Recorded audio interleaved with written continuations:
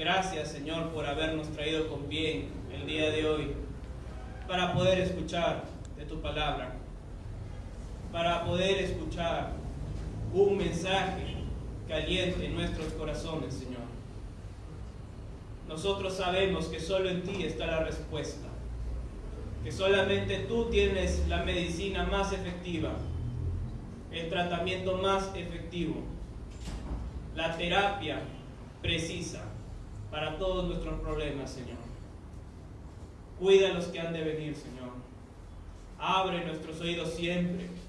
Humíllanos, Señor, para apreciar más tu palabra y todo lo que nosotros podamos leer de ella sea escrita en nuestros corazones. Bendice, Señor, este tiempo. Bendice, Señor, las palabras del predicador, que no sea él que hable, seas tú. Y llévanos, Señor, siempre en amor, a seguir perseverando la buena batalla de la fe. En el nombre de Jesús. Amén. Hermanos, el sermón de hoy día es un poco diferente al que les he podido compartir las últimas semanas. Es un tema muy importante para toda la Iglesia de Cristo, porque vivimos en tiempos de pereza, de inactividad. Nos hemos vuelto socios, y mucho más cuando se tratan de las cosas del reino de Dios. Ver ausencias, ver falta de proactividad o activismo, llamémoslo así. Pero que sea el Señor, hermanos, quien vaya a confrontarnos, porque podemos escuchar muchas cosas, pero si no es el Señor que obra en nuestros corazones, si no es el mismo Señor el que pone ese sentir en nosotros, pues, hermanos, vamos a estar haciendo cosas sin sentido, la verdad. Así que si el Señor está en tu corazón, está en mi corazón, actuemos constantemente con reverencia y sabiendo que no lo hacemos para nosotros mismos. Hay una motivación que es superior, una motivación que hemos incluso adquirido por fe. ¿Qué estamos haciendo, hermanos? Una pregunta que nos estamos formulando constantemente. Pensamos en que nuestra labor por la Iglesia de Cristo la estamos llevando a cabo de una manera correcta, sea por nuestro servicio en la iglesia local o en la Gran Comisión. Nuestra actitud y servicio puesto en práctica revela nuestra piedad y cuidado que le damos a lo que se supone que ahora consideramos como nuestro tesoro supremo, en el cual descansamos y en el cual nos gloriamos con una esperanza futura. No sé si a ustedes les ha pasado, hermanos, cuando conocí de Cristo, y esto lo cuento de manera personal, y ver que habían tantos ministerios en una iglesia, tantas cosas por hacer, que no sé si está bien esa expresión, yo personalmente no estoy muy de acuerdo. Estaba yo en el primer amor, enamorado de Jesús. Cuando me predicaron que Él perdonó mis pecados y que ahora soy una nueva criatura en Él, me entró unas ganas, pero indescriptibles, por servirle, por meterme, así sea, a barrer la iglesia, limpiar los baños, o cualquier labor insignificante. Lo curioso fue que, pasando el tiempo y entender que esa enseñanza del primer amor se quedó así, como una simple expresión por la cual todos los nuevos creyentes pasan los 2-3 primeros meses de su vida en Cristo. Sin embargo, cuando las Escrituras son las que te van confrontando, te van mostrando cosas muy importantes que nosotros debemos considerar. Vamos a Mateo capítulo 16, versículo 24. Repito, Mateo capítulo 16, versículo 24.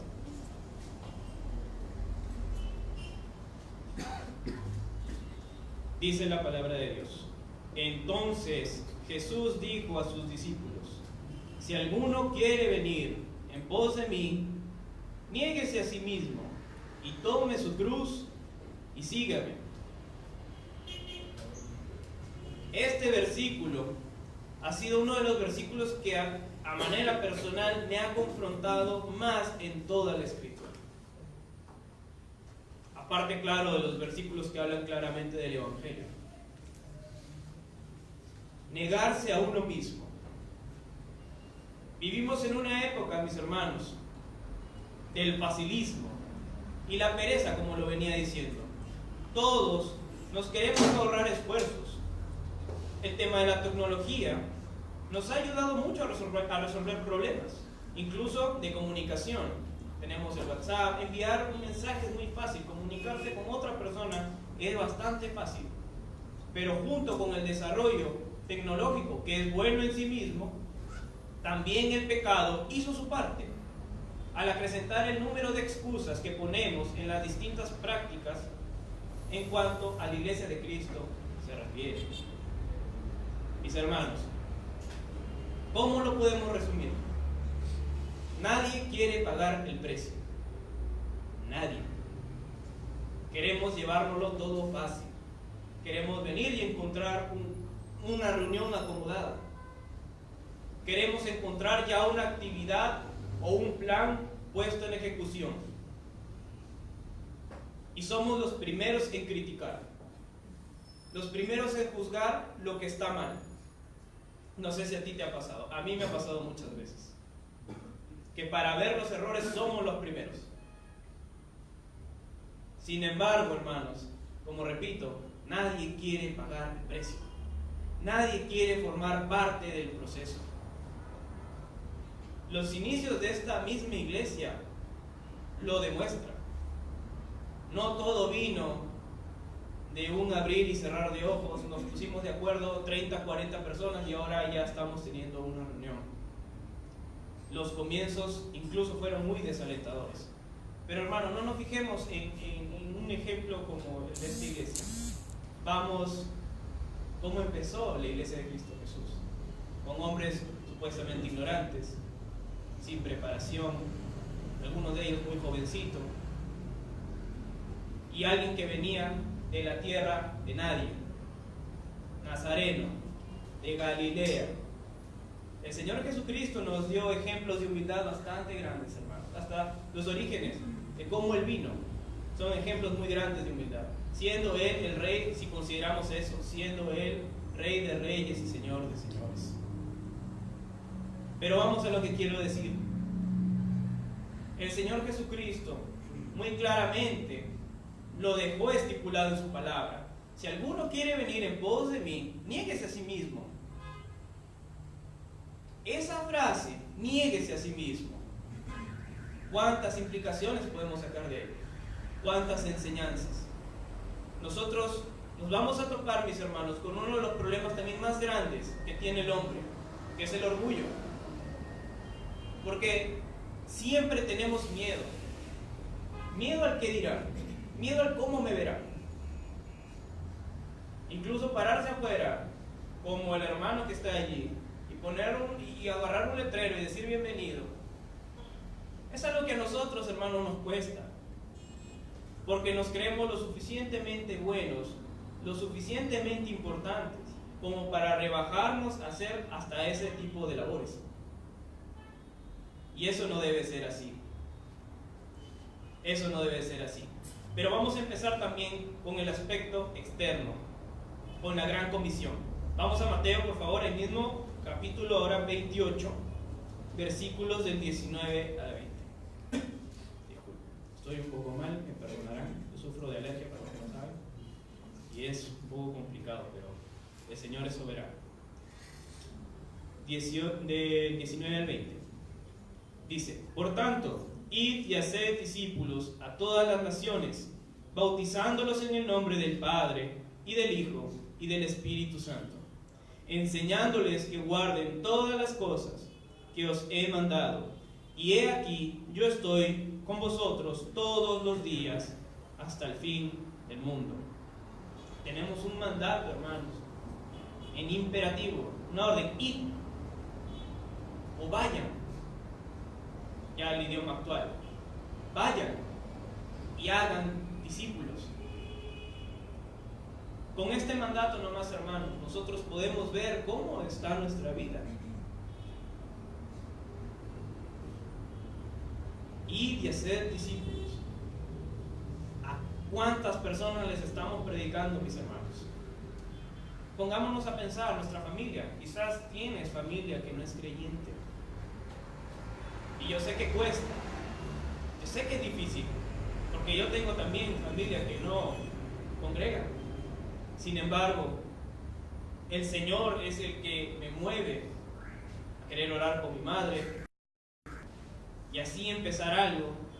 Hace poco se unió mi hermano, pero no me quiero poner como buen ejemplo porque también llevo tiempo en la iglesia y me ha costado mucho. Y en verdad yo espero más. Pero hermanos, si nosotros no tenemos en claro el mensaje de la gran comisión, pues ¿qué podemos esperar? Quizás lo dejamos para el equipo del evangelismo. Muchas veces el pastor también lo ha dicho. Que el equipo de evangelismo se encargue. Eso no es algo bíblico, mis hermanos. Todos debemos ser agentes, evangelizadores, que compartan la verdad. Si es el mensaje que nos ha salvado, si es el mensaje de la eternidad. ¿Y qué tan importante es ese mensaje para nosotros? Si nos cuesta hablarle hasta el panadero, quizás no es un tema tan importante para nuestra vida, hermanos. Y si es así, pues tomemos acción. De ahí el título, arranquemos de una vez. Dejémonos de cosas, iglesia. Si se preguntan por qué la iglesia no avanza, por qué el evangelio sigue en 4 paredes y en grupos tan pequeños en Trujillo o en Perú, es porque no estamos haciendo nada. No estamos haciendo nada. Tenemos el mandato del Señor claro, el imperativo de qué hacer con los de afuera, compartir la verdad. Hablemos partiendo de casa. De casa nada más, hermanos. Como les decía, papá, mamá que no es creyente, y nosotros dormimos de lo más tranquilos, mis hermanos, como si el infierno no existiera. Hay que ponernos a pensar nada más en eso, en el infierno. Y pensar que allí el lloro, crujir de dientes, el gusano que nunca muere, la llama, la flama que nunca se apaga, y el tormento eterno, hermanos. Quizás no hemos conocido el amor, porque el que ama es el que ha conocido a Dios. Y el hecho de tener una carga verdadera por las almas, hermanos, debe ser una motivación más para estar temprano metido en todo lo que podemos hacer, o incluso descubrir nuestras habilidades aquí. ¿Cuántos casos yo también he escuchado personas que no sabían hacer nada, ni cantar, ni nada, y Dios los usó y ahora son líderes de alabanza, pastores? Pero mis hermanos, que sea el Señor que ponga ese fuego. Hay que clamar por ese fuego, mis hermanos, por esa llenura verdadera del Espíritu Santo, porque si no va a ser puro activismo, y eso tampoco es el asunto. No hacer las cosas simplemente para que ya no me miren o me aplaudan o digan que ya estoy haciendo bien las cosas, sino como para quien en verdad lo estamos haciendo. Nosotros no estamos defendiendo nombres de iglesias, de denominaciones, nada de Gracia Urbana o Carlos Paz o Bruno, Sami. No estamos sacando adelante ningún nombre de personas, de humanos, sino de aquel que se merece todo honor y toda gloria, que es Cristo Jesús.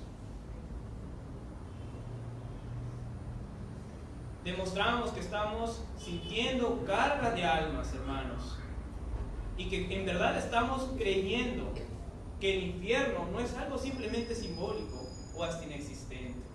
La carga de almas es algo muy serio, muy importante, que todos debemos tener. O acá dice, cuando hemos leído Mateo, que ir y hacer discípulos es para una persona en específico. Le dijo Pedro, ve y haz discípulos. No, esto es para todos los creyentes, mis hermanos. Desde el aspecto externo, ya debemos estar moviéndonos.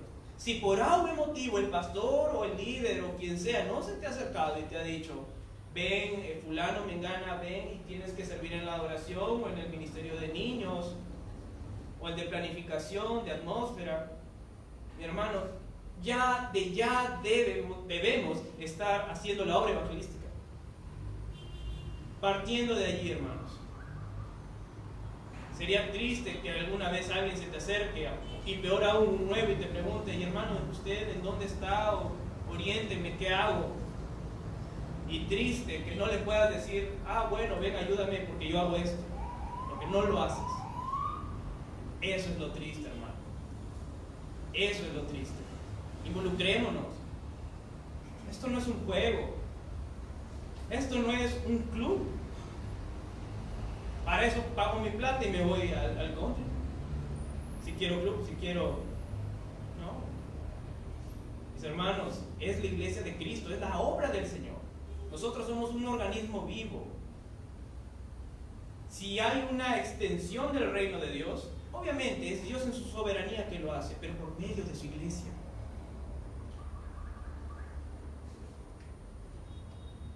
Hermanos, tenemos la confianza de que el Señor nos acompañará hasta el fin. Él nos fortalecerá, así como nos sostiene en el día a día para la gran comisión. También nos ha prometido su guardia, su protección. Estaré con ustedes. No es simplemente ve, Sammy, y tú mismo ve qué haces. No, yo estaré contigo. Él nos fortalecerá, así como nos sostiene en el día a día. Quizás si no sentimos su compañía en nuestro diario vivir, es porque no estamos cumpliendo con su comisión. Porque lo que nos dijo es en el contexto de trabajar en su obra evangelística. Y no lo estamos haciendo. Y eso es una pregunta que nos hemos hecho también muchos de nosotros. ¿Dios en verdad está conmigo? ¿En verdad yo estoy bajo el cuidado de Dios? ¿Por qué me pasan todas estas cosas? ¿O cómo hago, pastor, para tener a Dios en mi vida siempre? Porque cuando entro y me cierro en mi cuarto me olvido de todo. Cuando estoy con mis amigos de la universidad me olvido. Cuando estoy con mis compañeros del trabajo me olvido. O parece que Dios no estuviera allí. Si en verdad queremos aprender a sentir que Dios está con nosotros, queremos ver la mano poderosa de Dios, pues empecemos también obedeciendo este mandato en el cual Él nos dijo que estaría con nosotros hasta el fin del mundo, que es con la evangelización, mis hermanos. Si queremos sentir que Dios está con nosotros, amén, que así sea, pero que empiece con la evangelización, mis hermanos. Si consideramos que este es un mensaje importante, que es un tesoro, que Cristo ya se ha hecho un tesoro, y que no es un cliché que ahora todo cristiano se repite, que el primer lugar en mi corazón lo tiene Cristo, demostrémoslo con nuestras buenas obras. La gran comisión, ir y hacer discípulos. En el aspecto interno, también lo vamos a ver, y ahí ya tiene mucho que ver con lo que es la iglesia, dentro ya de la organización. Sigamos hablando con que nunca queremos pagar el precio. Desde adentro de la iglesia nosotros vemos cuánto nos cuesta el querer siquiera involucrarnos en algún ministerio en el cual podemos servir. Peor aún, viendo la necesidad que padecemos como iglesia nueva. Gracia Urbana, mis hermanos, es una iglesia que no tiene más de 6 años, 5 años. 5 años, mis hermanos. Quizás nosotros ya queremos encontrar instalaciones, infraestructura, una adoración de primera, tantas cosas que sería bonito en verdad tener, y sería muy útil tener quizás los chicos de audiovisuales con más cosas, o incluso no ver al pastor padecer tanto, porque aquel que anhela pastorado, buen oficio, es un buen oficio, mis hermanos, pero veamos cómo se está retribuyendo eso también.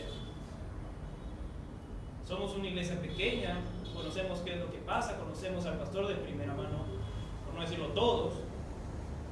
Y si vemos lo que vemos, es en parte también por nuestra propia necedad, por no tomar en serio nada de lo que se nos ha ido enseñando, lo que es el amor, el compartir, el ser generosos, el ser desprendidos, el dejarlo todo por seguir a Cristo, como Él mismo lo dijo, negarnos y tomar nuestra cruz y seguir.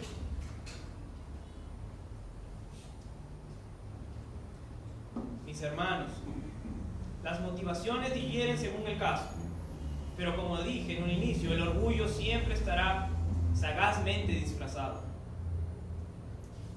de distintos tipos de prejuicios. Por ejemplo, la vergüenza, la pereza que ya hemos mencionado, el miedo al que dirán. En otras palabras, el miedo a ser expuestos, que te vean, que seas un punto visible y que tú puedes cometer cualquier error, sea hablando, o sea tocando algún instrumento, o sirviendo en cualquier cosita de la iglesia. Siempre nos vamos a topar con el orgullo, hermanos, para todo, hasta cuando pecamos. Esto también es un tipo de pecado, diría yo. La omisión, dejar de hacerlo. Lucas 9, versículo 26, nos dice algo muy importante. Lucas 9, versículo 26. Si alguien se avergüenza de mí y de mis palabras, el Hijo del Hombre se avergonzará de él cuando venga en su gloria y en la gloria del Padre y de los santos ángeles. La pereza espiritual, hermanos, la inactividad puede terminar costándonos muy caro. Porque si nosotros nos dejamos llevar por el orgullo, disfrazado de vergüenza, el Señor al final también nos hará a un lado. Y como la palabra lo dice, no sé, ¿qué tan profundo puede ser esto? Que el Hijo de Dios se avergonzará de nosotros. Es decir, mis hermanos, una vez más, si vemos que nuestra participación en la iglesia de Cristo sigue siendo nula, sigue siendo imperceptible, preocupémonos, tomemos acción, hermanos. Esto se los digo yo con todo el amor, porque no quiero que ninguno de nosotros nos llevemos sorpresas condenatorias, hermanos. Él se avergonzará de nosotros. El servir, el estar metido en la iglesia no es simplemente qué bonito, ya cambié y ahora hago esto. Es una evidencia de que en verdad lo conocemos y que en verdad hemos sido transformados. Que esto, hermano, nos lleve a meditar en el día a día qué es lo que estamos haciendo por el Señor verdaderamente. Yo imagino y espero en el Señor que todos estemos haciendo nuestros devocionales. Ojalá que así sea, hermanos, porque eso ya es más difícil de poder evaluar, estar al pendiente, porque ya es la vida personal de cada uno, hermanos. Pero lo que hacemos también dentro de la iglesia de Cristo, el organismo visible, porque es la iglesia quien al final juzga también, hermanos. Y vemos que nuestra participación es inexistente, preocupémonos. No queremos que al final Él se avergüence de nosotros. Que esa vergüenza no nos termine condenando. Hay que recordar, hermanos, la parábola también de los talentos. Que por temor, el trabajador a su amo que le dio ese talento, ¿qué fue lo que hizo? Escondió la moneda. Lo escondió. ¿Y cuál fue su fin? ¿Cómo acabó ese trabajador?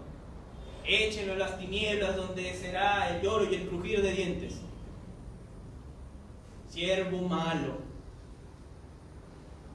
No esperemos, hermanos, llevarnos esas sorpresas. No basta con simplemente haber hecho una profesión de fe y se acabó. El mandato del Señor es estar involucrado en el ministerio siempre. Estar sirviendo, mis hermanos. Y si quizás no hay una labor como tocar guitarra, o ya hay mucha gente limpiando el baño, y no hay un puesto para ti, hermano, la gran comisión te espera. Y de hacer discípulos. No hay excusas para dejar de trabajar en la obra del Señor. ¿Y hay algo más que lo vale, hermano? Sinceramente vemos que ni siquiera ser el CEO de una gran compañía se compara con esta gran y tan noble labor que es trabajar para el reino de Dios.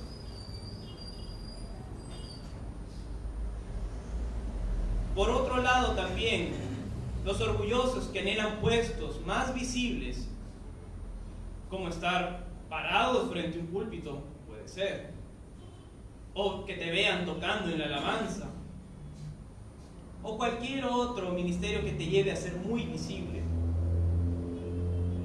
Hermanos, es algo que nosotros debemos considerar mucho.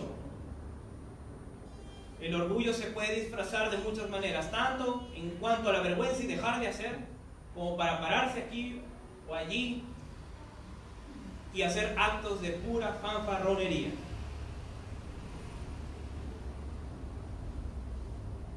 Lo cual es muy preocupante, porque hay quienes predican también a Cristo por otras motivaciones ajenas al mensaje de piedad y salvación. Dios se opone siempre a trabajar con los orgullosos. Dios da gracia a los humildes, pero a los orgullosos, ¿qué? Los resiste. Los resiste.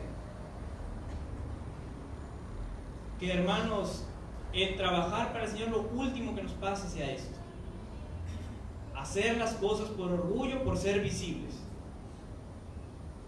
Por otro lado, yo recuerdo el testimonio que a los alumnos de la academia nos dejó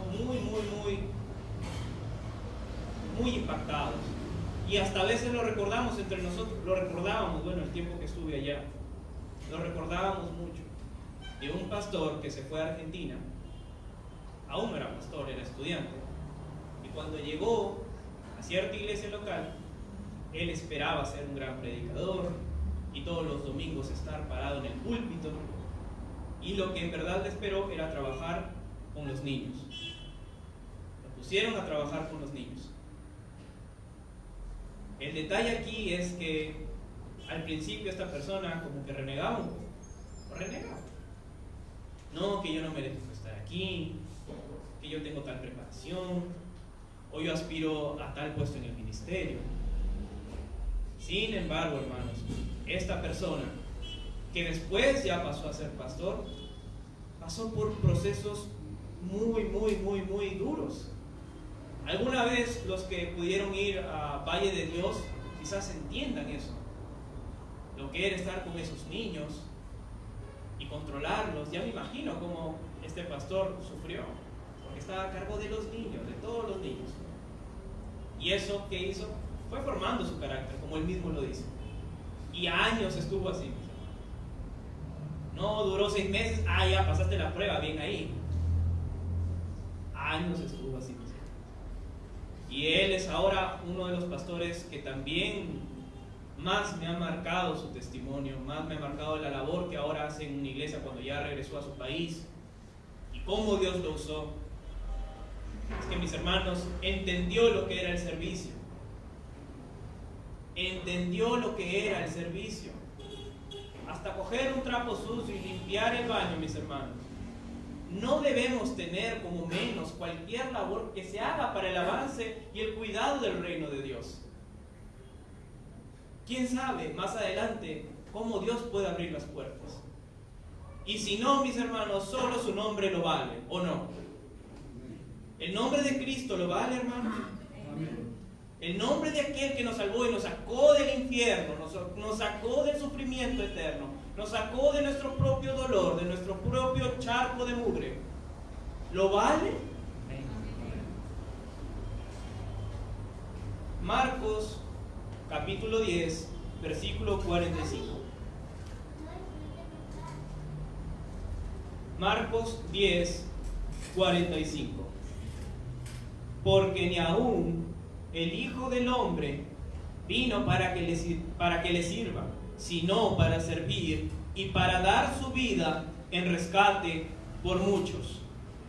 Cuando Cristo vino a servir y lavar los pies, como lo podemos recordar, que hizo con sus apóstoles, es otro de los ejemplos más grandes de humildad y servicio que podemos tener del Rey de Reyes y Señor de Señores.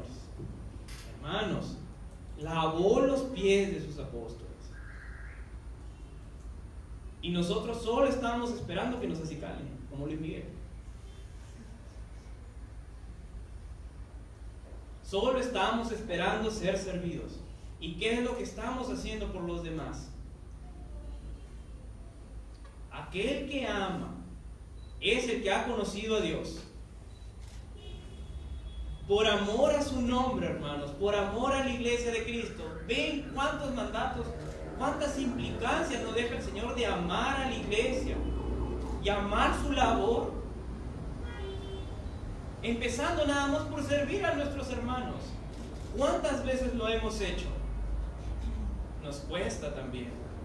Nos cuesta hacer las cosas incluso por amor a nuestros hermanos. Y eso también nos debe llevar a pensar, si en verdad conocemos de Dios, ¿cuánto nos cuesta servir a los demás? No es que yo ya llegué a ser pastor, o ya llegué a tener el título teológico que yo esperaba tener, para ahora sí ser servidos. El servicio va a ser una constante por el resto de nuestras vidas, hermanos. Por el resto de nuestras vidas. Nosotros somos servidores. Amén. Servidores de aquel que dio su vida por nosotros. Y ese aquel tiene el nombre más grande que puede existir. El nombre de Cristo Jesús. Marcos, capítulo 9, versículo 35. Marcos 9, 35. Entonces Jesús se sentó, llamó a los 12 y les dijo: si alguno quiere ser el primero, que sea el último de todos y el servidor de todos. Incluso el camino del éxito para el Señor Jesucristo, ser el primero, es para aquellos que se humillan y sirven a los demás. Hermanos, busquemos trabajar de una manera honrada, diferente, verdadera, no como para nosotros, para una denominación o una postura teológica, convencidos de aquel por quien lo hacemos. Tiene un nombre grande, tiene un nombre que ahora representa para nosotros salvación, vida eterna, un escape del infierno, un escape de la perdición a la cual todos estamos encaminados en él. Todos. Salgamos un momento a la calle y veamos cuántas personas transitan en la Avenida España durante 30 minutos, una hora. Vamos a contar muchas, ¿verdad? ¿Cuántas de esas personas no conocen al Señor? Que entonces el llamado del Señor a la humildad sea más relevante. Hermanos, hasta te dice que te conviene ser humilde. El problema es que ser humildes es muy difícil, hasta es difícil fingir ser humildes, hermanos. Hasta eso es difícil. La humildad es un filtro muy grande, muy sabio el Señor al dejar eso, porque es muy difícil incluso trabajar de humilde, porque el orgullo se va a desenmascarar tarde o temprano de una manera rápida y triste. Tenemos en claro, hermanos, a quién estamos sirviendo y quién es nuestro Señor. Nuestro Señor es Cristo, hermanos. Nuestro Señor, Cristo tiene que ser más relevante para nosotros, hermanos. Si no, la labor que hagamos aquí o que hagamos afuera con el evangelismo va a ser muy relevante, no va a ser nada relevante, y va a ser, hasta como predicó nuestro hermano Sammy ayer, relativa. Lo predico, bueno, pues para escapar y decir ya cumplí y poner un check a la lista de cosas que tengo que hacer en mi día a día. Es más que eso. Es mucho más que eso. Colosenses capítulo 3, ya para ir terminando, versículos 23, 24. Colosenses 3, 23, 24 dice algo muy hermoso, hermanos, que quiero que se nos quede muy grabado.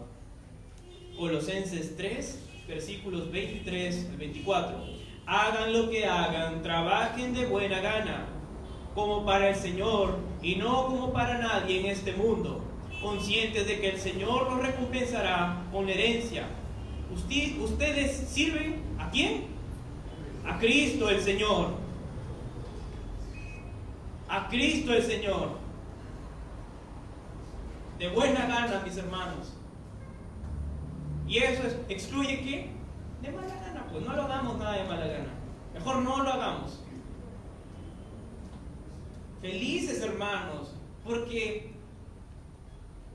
es como hacerlo para aquel que te ayudó. No sé, estás en la cárcel, alguien paga tu fianza y te dice: oye, por favor, ayúdame a llevar estas herramientas a mi casa. Tú lo harías, pero hasta cantando y girando. Mis hermanos, Cristo hizo algo mucho más grande. Se estaba jugando nuestra eternidad, hermanos. Hagámoslo de buena gana. ¿O Él no lo merece? Él se lo merece, hermanos. Pongámonos a pensar de qué estamos haciendo ahora. ¿Qué es lo que estamos haciendo, iglesia? Puede entrarnos por un oído, salir por el otro, y mañana volver a nuestra misma inactividad y rutina patética espiritual.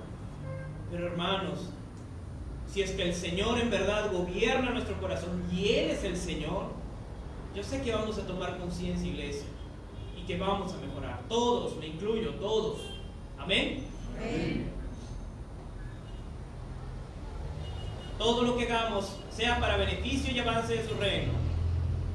Vemos las necesidades, como dije, nuestro pastor, nuestra iglesia, que no podemos a veces pagar cosas. Es triste. No podemos pagar, hermanos. Mes a mes vemos cuántas pruebas, cuántas luchas. Y al final eso se lo carga a quienes están pues llevando el control de todas esas cosas, aquel que tiene que dar cuentas con la señora del alquiler, o qué sé yo. Al final escapamos, nos hacemos, bueno, al final el roche es de ellos han querido hacer la iglesia, ellos verán. O sea, nosotros no somos miembros del cuerpo de Cristo, en otras palabras. Nosotros simplemente venimos a sentarnos y escuchar. Y mis hermanos, si nosotros nos avergonzamos del Señor, que hemos visto que va a pasar, Él se avergonzará. Él se avergonzará. Y ay de nosotros, mis hermanos, porque es la eternidad. Ay de nosotros, iglesia. Tomemos conciencia, hermanos. Involucrémonos, desesperemos, y si no, oremos, pues. Oremos porque el Señor ponga más y más y más motivación en nuestros corazones. Nuestro trabajo no es en vano. No seamos terrenales.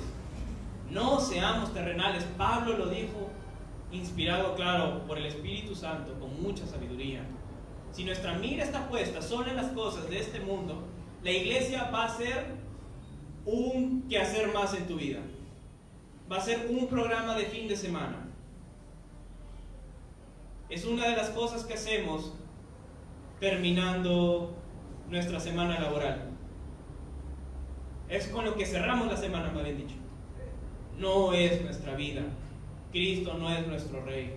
Cristo no es nuestro Señor. Que Dios nos salve, hermanos, de vivir así. Es algo muy grave, por eso estoy haciendo tanto énfasis. Lo podemos ver, el Señor al final, ¿qué? Me avergonzaré de ustedes. El Señor lo dice en su palabra, hermanos. Debe ser algo que hasta en el temor reverente que le tenemos a Jehová debemos meditar. Hasta en ese temor, mis hermanos. Hagámoslo con ese temor. Primera a los Corintios 15:58, ya para terminar ahora sí. Primera a los Corintios 15:58 nos dice: por lo tanto, mis queridos hermanos, manténganse firmes e inconmovibles, progresando siempre en la obra del Señor, conscientes de que su trabajo en el Señor no es en vano. No es en vano. Limpiar el inodoro, el baño, el aula de los niños, que lo dejan todo destruido, no es en vano. Nada es en vano. Hasta lo más pequeño que nosotros podemos ver que se hace aquí no es en vano. Todo al final, mis hermanos, será para el avance de su reino. Y como dicen los estampados de los polos, lo dice el estampado de nuestros polos, una frase muy bonita. Yo recuerdo cuando me puse ese polo y fui a uno de los mercados de aquí, el mayorista. Yo estaba con una lata de colectas y nadie me hacía caso por eso. Hasta que pasé de largo y vieron mis espaldas con ese mensaje, y muchas personas me decían: oye, tu mensaje está bueno, toma. ¿Qué decía ese mensaje? Dios me salvó para servirte. Seamos entonces servidores de aquel que se lo merece, hermanos. Porque es su reino, es su trabajo, es para su gloria y para su honra. Si el Señor en verdad es el Señor de nuestro corazón, haremos conciencia, iglesia. Haremos conciencia y empezaremos a actuar para el avance de su reino. Que el Señor los bendiga, hermanos. Yo espero de todo corazón que podamos cambiar todos nuestra forma de actuar, de pensar, de vivir el Evangelio, de vivir a Cristo. Porque evidenciamos tan poco, hermanos. Yo a veces me pongo a pensar: ¿por qué digo que es un tesoro? ¿Y cómo vivo? ¿Y qué estoy haciendo con su nombre, con su mensaje, que es para vida eterna? ¿Qué estoy haciendo? Sin evangelizar y sin involucrarme en la iglesia local. Amemos la iglesia local, amemos a los hermanos, pero sobre todas las cosas, amemos al Señor Jesucristo. Vamos a orar.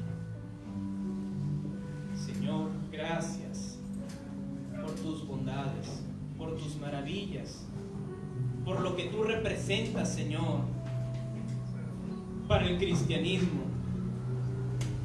por lo que tú representas, Señor, para la vida eterna. Jesucristo, tu nombre es tan grande, es tan poderoso, es tan sublime, tan trascendental.